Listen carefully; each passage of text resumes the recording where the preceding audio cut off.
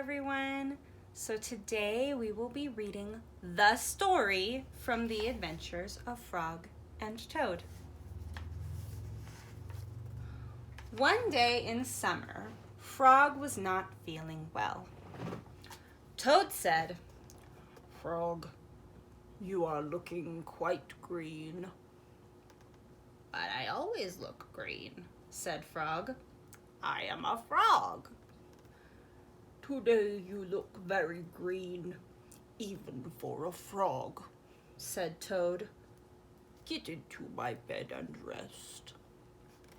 Toad made Frog a cup of hot tea. Frog drank the tea, and then he said, "Tell me a story while I am resting." "All right," said Toad. "Let me think of a story to tell you."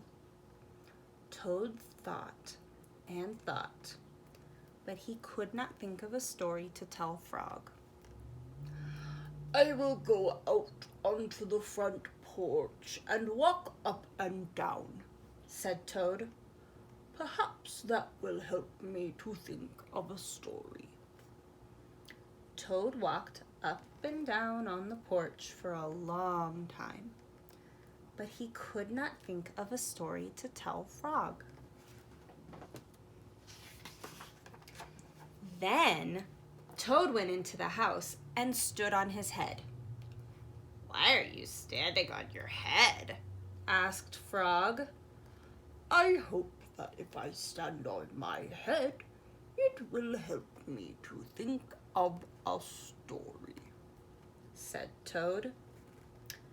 Toad stood on his head for a long time, but he could not think of a story to tell Frog. Then Toad poured a glass of water over his head. "Why are you pouring water over your head?" asked Frog. "I hope that if I pour water over my head, it will help me to think of a story," said Toad. Toad poured many glasses of water over his head, but he could not think of a story to tell Frog. Then Toad began to bang his head against the wall. "Why are you banging your head against the wall?" asked Frog. "I hope that if I bang my head against the wall hard enough, it will help me to think of a story," said Toad. "I am feeling much better now, Toad," said Frog. "I do not think that I need a story anymore." "Then you get out of bed and let me get into it," said Toad. "because now I feel terrible." Frog said, "Would you like me to tell you a story, Frog?" Toad? "Yes," said Toad. "if you know one." "Once upon a time," said Frog, "there were two good friends, a frog and a toad. The frog was not feeling well.